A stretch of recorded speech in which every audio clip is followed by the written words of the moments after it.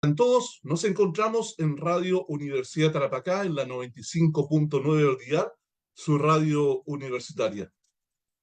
Bienvenidos al primer capítulo de su programa Arica en la Historia, donde exploraremos y compartiremos el fascinante desarrollo de nuestra querida ciudad.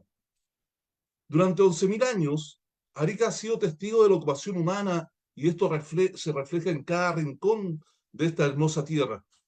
En nuestro programa, cada día lunes haremos un viaje a través del tiempo, explorando cómo esta tierra ha evolucionado y transformado a lo largo de los años, desde los primeros asentamientos indígenas, la llegada de los primeros conquistadores españoles, el periodo colonial, la República Peruana, porque no debemos olvidar que eso es también un periodo de nuestra ciudad, y su pertenencia actual a Chile.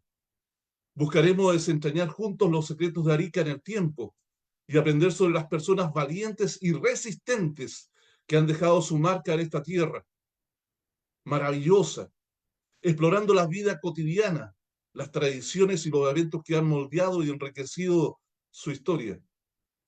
Ahora, preparémonos para descubrir la historia que yace bajo nuestros pies, en esta tierra llena de encanto y misterio. Pero antes una introducción. Hay que recordar siempre que la historia es una ciencia social y como tal es una ciencia subjetiva. No es objetiva como la biología, como otras ciencias exactas. Esta es una ciencia siempre inexacta, que está entregada a los énfasis, a las importancias, a lo que le interesa al historiador destacar en sus estudios y en sus presentaciones. Tiene por ello siempre una entrega a la interpretación del historiador o de quien lo exponga.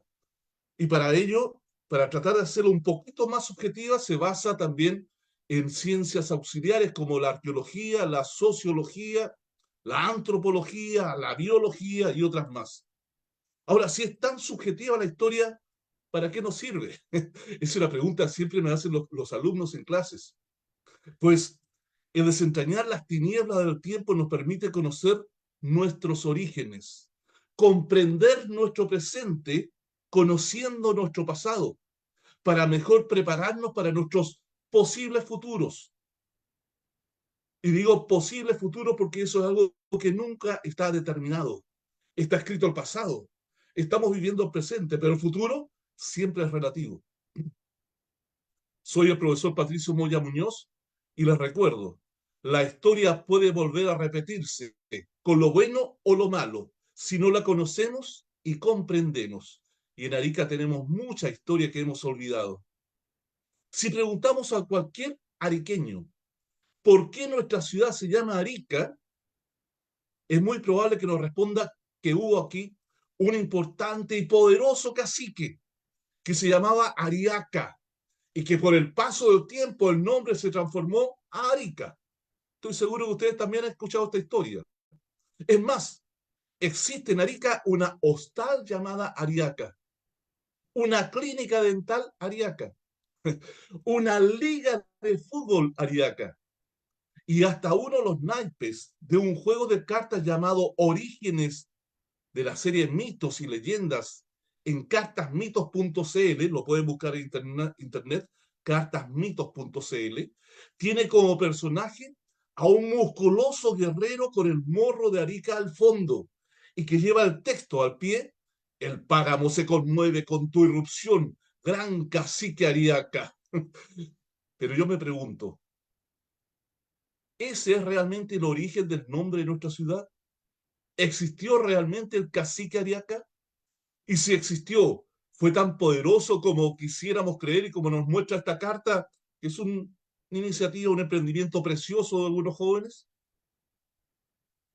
Desde los tiempos más lejanos, de los primeros poblamientos de Arica, de nuestra tierra, pareciera que esta ha estado siempre convocada para ser tierra de diversidad, de encuentro, de unión de pueblos. Este es un lugar de cruce de pueblos, de norte a sur, de sur a norte, de este a oeste, de oeste a este, de mar a cordillera, de cordillera a mar. Es más, ya cuando los primeros españoles comandados por el capitán Ruy Díaz, de la hueste de Diego Almagro, el que se dice que descubrió Chile, Cuando estos primeros españoles pasaron por nuestras tierras hacia el año 1536, encontraron en la costa, en los valles y en el altiplano de Arica y Parinacota una serie de pueblos culturales distintos. Los estudios históricos nos dicen que hacia esa época, comienzo del siglo XVI, en que los españoles se encontraban en el proceso de conquistar el imperio inca, nuestra zona era parte de una de las provincias o suyos de ese imperio. Más específicamente, éramos parte del Coya Suyo.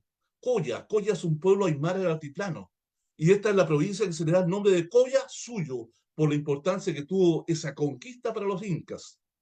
Además, esta tierra, la nuestra acá, Narica, era administrada por representantes de 3 señoríos aymaras del altiplano, de lo que hoy son Perú y Bolivia: los Carangas, los Lupacas y los Pacajes. Estos 3 señoríos poseían tierras en nuestros valles, a modo de archipiélagos, pequeños retazos de tierra, de la cual sacaban recursos alimenticios para llevarlos al altiplano y poder diversificar su alimentación. Esa ocupación la tuvieron aproximadamente desde el 1100 después de Cristo, pero ahora estamos hablando de 1536, 400 años después. Estos 3 señoríos aymaras ya se han arraigado en nuestra tierra con sus representantes y, y además han dominado el comercio caravanero desde el Amazonas, desde mucho más allá del altiplano peruano-boliviano, hasta el Océano Pacífico. Son grandes comerciantes estos señoríos aymaras. Y además eran los representantes del imperio inca, administrando este territorio y sus impuestos omita. Además, en la costa de Arica habitaban pequeños grupos de pueblos pescadores y mariscadores, como los de las cuevas de Anzota, que ustedes cuando han pasado por ellos han visto que hay algunos puntos que están como cerrados para que nadie los toque, porque son puntos arqueológicos donde se han encontrado restos de esa ocupación de un pueblo en esa zona, como el pueblo que habitó la Capilla, la Caleta Quiane, Arenillas Negras, la Licera, los Lauchos, los guaneros de la isla del Alacrán, que en aquel tiempo era una isla, y de la costa de Arica, desde el pie del Morro hasta lo que hoy llamamos Las Machas. Eran pequeños pueblos, 20, 30 personas que poseían su propio sistema de administración, eran autónomos entre ellos, se conocían, intercambiaban productos, se casaban con mujeres u hombres de los otros pueblitos, pero cada uno con su pequeña cultura. Eran diversos, culturalmente unidos, pero diversos, y además herederos de la ya en ese momento desaparecida hace unos cuantos milenios cultura chinchorro. Eran sus descendientes, pero ya no son chinchorros porque tienen una cultura distinta. Han evolucionado, ya no momifican a sus muertos, sino que los entierran con ajuares, con vestimenta, con alimentos. Son otra cultura. Los nietos o sus nietos, pero son otra cultura. Todos estos pueblos, los incas los nombrarán con el término quichua de camanchacos. Camanchacos en quichua significa hombre de la neblina. No sé por qué lo habrán llamado así, porque acá en Arica no hay neblina. Lo hay en la pampa, en las noches frías. Este nombre será modificado por los españoles a camanchangos, de Camachaco, quichua. Los españoles lo van a modificar por su modo de hablar a camanchangos, el que luego se reducirá simplemente a chango. Ustedes seguramente han escuchado hablar de los changos. Es más, fueron reconocidos recientemente como un pueblo indígena originario de nuestra tierra. De ese modo se va a llamar como chango a los pueblos pescadores de toda la costa de lo que hoy es el norte de Chile y el sur de Perú. Junto a estos pueblos ariqueños autóctonos y de ocupación ya milenaria, descendientes de los chinchorros, como decían delante, otros changos que durante la colonia prestarán servicios de embarque y desembarque en el puerto de Arica por medio de sus botes hechos con cuero de lobo inflado. Convivirán además estos changos con colonias de pueblos traídos por los incas de tierras ya conquistadas y pacificadas e incorporadas al imperio del Tahuantinsuyo, para que sirvan de ejemplo a los nuevos territorios incorporados. Es decir, los incas de la zona de Moquegua, de la zona de más al norte del Perú, traían pueblos como Mitimaes para que a los pueblos originarios de acá le traspasasen su cultura pertenecientes ya al Tahuantinsuyo. O también los incas tomaban pueblos de zonas que estaban recién conquistando y presentaban cierta resistencia, y también los movían por su imperio como Mitimaes, pero ahora para que adoptaran la cultura de aquellos territorios en los cuales eran colocados y se pacificaran, porque los desarraigaban de sus territorios originales.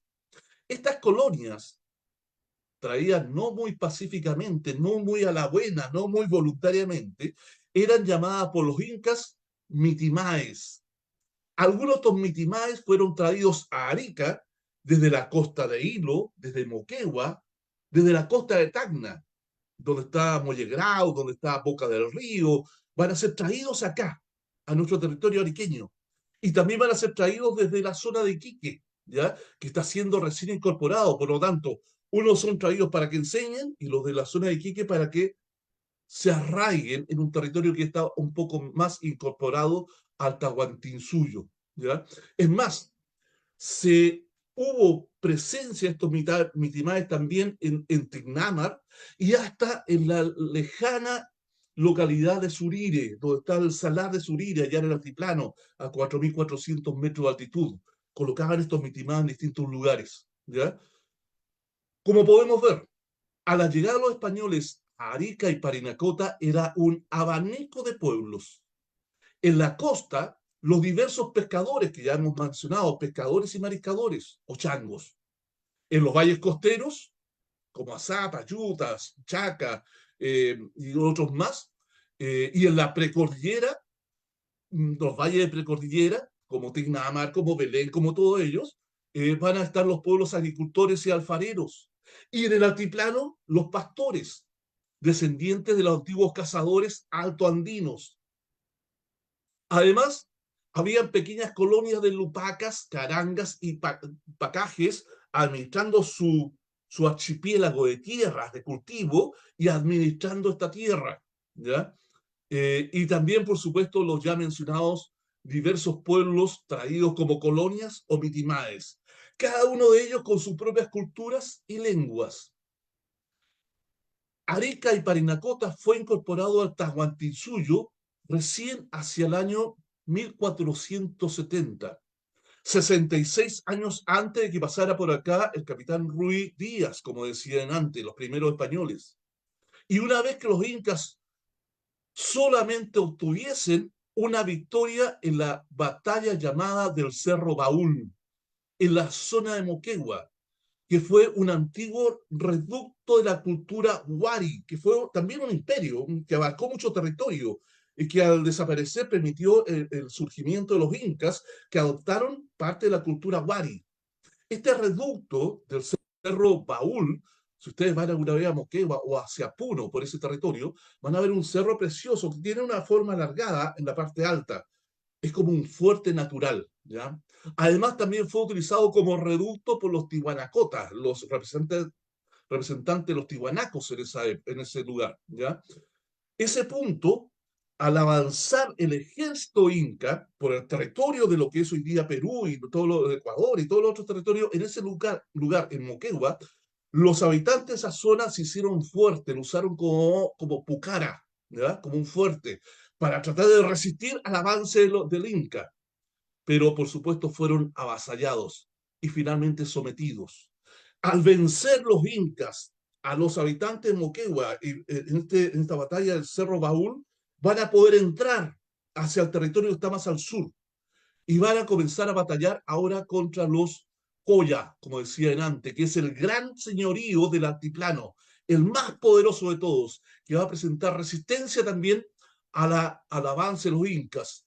Pero a través de argucias, los incas van a lograr vencer a los Coya, van prácticamente a despoblar, por ejemplo, en algunas zonas de la actual Bolivia con estas batallas que se van a dar, y con esto van a poder, además de llegar por la costa, desde Moquegua a nuestra tierra, para poder llegar también desde el altiplano a nuestra tierra, para conquistar toda esta zona de Arica, que no era su objetivo natural, ¿ya? Es una parte del paso, del avance, del desarrollo territorial del Imperio Inca, del Tahuantinsuyo, para abrir completamente la zona sur, porque están buscando recursos naturales como alimentos y especialmente oro para sus huacas. Con esto se abre completamente nuestro territorio a la ocupación inca. Pero a los incas no les interesaba quedarse acá, no les interesaba. Por lo tanto, ni siquiera van a dejar administradores de su propio pueblo, sino que a aquellos pueblos aymaras que le ayudaron a combatir al pueblo aymara Coya, los van a premiar entregándole la administración de este territorio. Y resulta que los tres pueblos, los tres señoríos aymara, que tenían estos terrenos de cultivo acá, en Azapa, en Yuta, en la costa, habían ayudado a los incas a someter a los Coya.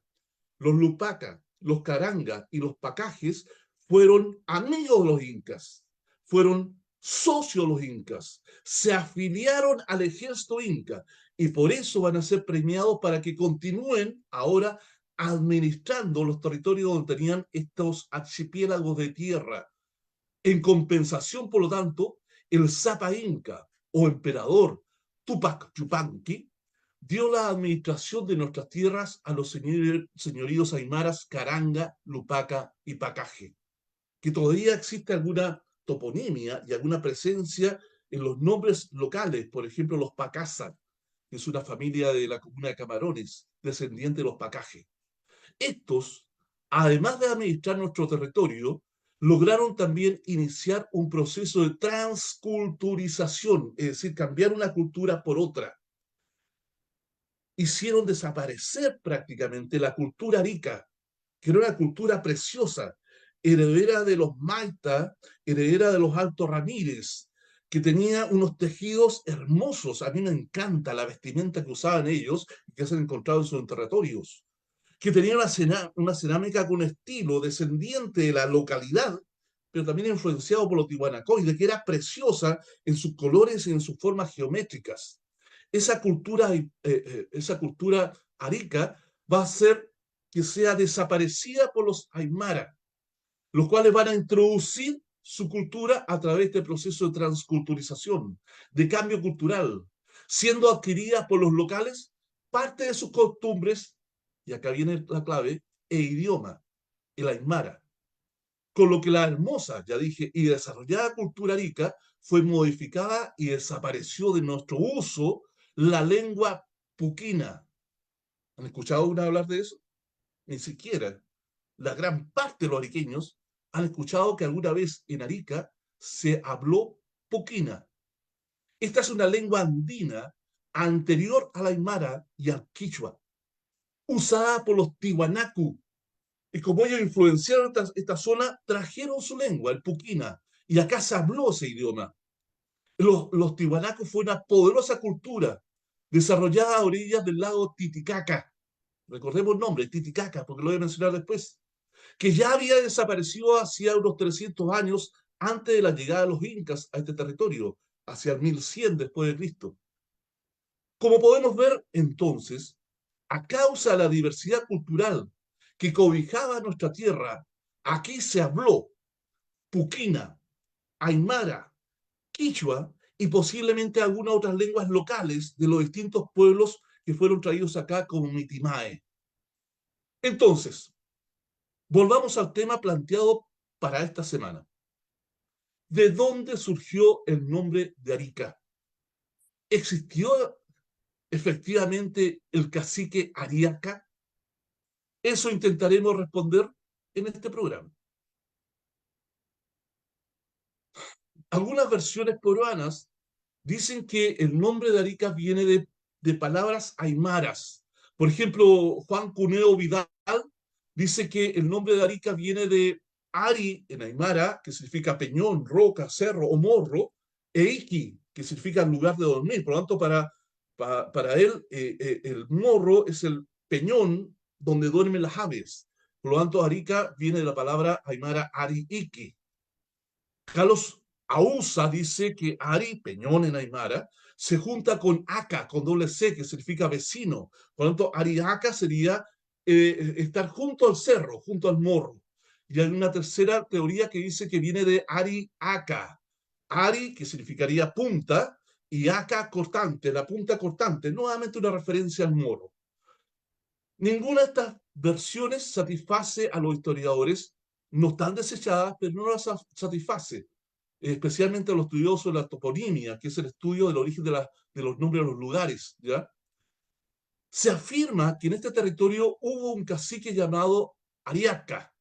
Su nombre aparece recién en el año 1540 en la entrega de la concesión de la encomienda de indios a don Lucas Martínez de Vegaso. En ese documento dice, en parte de él, en el de pescadores del cacique Ariaca, 18 con 2 estancias. Menciona a un cacique Ariaca. Pero más adelante dice, en el de Ariaca de pescadores 30 con el principal que se dice Aniano. Y el de Ariaca de pescadores con su principal Mochina, 40. Vemos que en este documento de entrega de indígenas a Lucas Martínez de Vegaso, se menciona a Ariaca como cacique una sola vez. Pero más adelante dice en el de Ariaca de pescadores y habla de 2 principales, Aniano y Mochina. Sin embargo, en otro documento, el de la encomienda a Pedro Pizarro, se dice, y en otro pueblo que se dice Arica, 8 indios, con el principal Sucutila. Repito, en ese documento dice otro pueblo que se dice Arica, un pueblo que se llama Arica y no un cacique. En resumen, solo en un documento y solo una vez se menciona el nombre de Ariaca y nunca más. ¿Realmente existió el cacique Ariaca? ¿O es un mito de un error de quien escribiera la encomienda a Lucas Martínez de Vegaso anotando Ariaca en lugar de Arica? Una posibilidad inquietante para quienes defienden la existencia del cacique Ariaca. Pero como he dicho anteriormente, en esta tierra se hablaba un almácigo de lenguas, siendo la principal el aymara, al llegar los españoles. Pero anteriormente se había hablado el puquina, antes del desarrollo inca. Este puquina fue la lengua que hablaron los tiwanaku y lo trajeron acá. Es más, se dice que el puquina fue la lengua críptica, la lengua secreta que hablaba la nobleza de los incas y que el resto del pueblo, el pueblo inca, no hablaba puquina, sino que hablaba lo que se llama hoy día el quichua, ¿ya? Por lo tanto, tenemos la presencia del puquina en Tiwanaku, en la nobleza inca, y hablándose acá antes de la llegada de los incas en nuestro territorio. Ahora, si nos vamos a la toponimia del puquina, las palabras terminadas en paya, vaya o guaya, con el significado puquina de cuesta o pendiente abrupta, lo encontramos, por ejemplo, en Chanabaya, que es una playa que queda al sur de Iquique. Chanabaya. Vaya significa cuesta pendiente, abrupta, ¿ya? Y sus variantes, la transformación de la palabra vaya, adquiere la forma terminal, coloca al final de la palabra como un sufijo de pai, guay, guay o bai.